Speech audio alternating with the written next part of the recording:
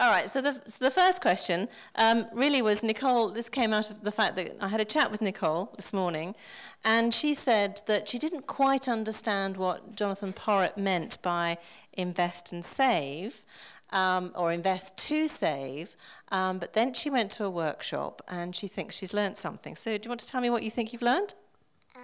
Okay. Well, we were talking about that we're going to, Barrow Hills is going to get some new compost bins, and this man told me, my teacher, that he sells the compost at a fair, so you make the money out of it. But then Miss Winchester, my teacher, said the compost bins are quite expensive, and wouldn't it be better instead of one we had 10?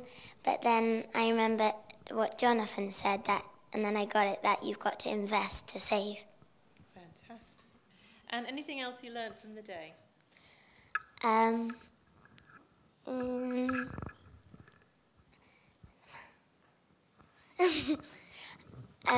Well, Mark told me, my teacher, about CO2 from our cars, and maybe the parents could pay a bit of money, and then we'll plant trees and it'll absorb the CO2 better. Yeah. Very good. So some practical ideas. And Catherine, what sort of things have you got out of today? Well, I learnt some new words from Jonathan's speech, which I think we all did. We all thought there were some big words in there, but anyway, go ahead. Some I wrote down so I could look them up in the dictionary. They sound rather fancy, so I may use them when I'm trying to do something. And I also learnt that it's not just from one workshop, but it's from every workshop, that teamwork is really important for sustainability, because in almost every group that I've been in, we've all talked together and shared our own opinions, and we tend to work together better than to work on your own. Normally, I would say one person could make a big difference, but one group can make a humongous difference compared to just one person. But as I also learnt that